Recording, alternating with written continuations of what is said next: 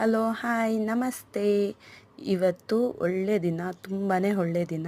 ಇವತ್ತು ಮಾಘ ಹುಣ್ಣಿಮೆ ಅಂತ ವಿನಾಯಕ ಟೆಂಪಲ್ಗೆ ಹೋಗಿ ಎಕ್ಕಿನ ಗಿಡ ಎಲೆಯಿಂದ ದೀಪಾರಾಧನೆ ಮಾಡಿದೆ.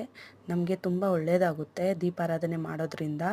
ಅಲ್ಲಿ ಮುಗಿಸ್ಕೊಂಡು ಮೆಟ್ರೋದಲ್ಲಿ ಟಿನ್ ಫ್ಯಾಕ್ಟ್ರಿಗೆ ಅಂತ ಹೊರಟೆ.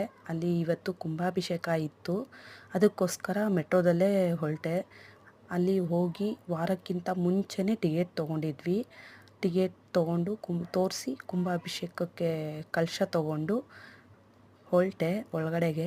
ತುಂಬ ಜನ ಇದ್ದರು ಮಾರ್ನಿಂಗು, ಬಟ್ ಈಗ ಕಮ್ಮಿ ಆಗಿದ್ರು ನಾನು ಹೋಗೋ ಟೈಮ್ಗೆ. ಚೆನ್ನಾಗಾಯಿತು ಪೂಜೆ. ಕುಂಭಾಭಿಷೇಕ ಎಲ್ಲ ನಮ್ಮ ಕೈಯಾರನೇ ಅಮ್ಮನವರಿಗೆ ಅಭಿಷೇಕ ಮಾಡಿಸ್ತಾರೆ, ತುಂಬ ಒಳ್ಳೆಯದು.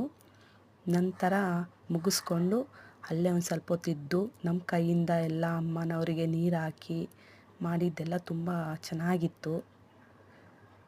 ನೀವು ಹೋಗಿ ವಿಸಿಟ್ ಮಾಡಿ, ತುಂಬಾ ಒಳ್ಳೆಯದು.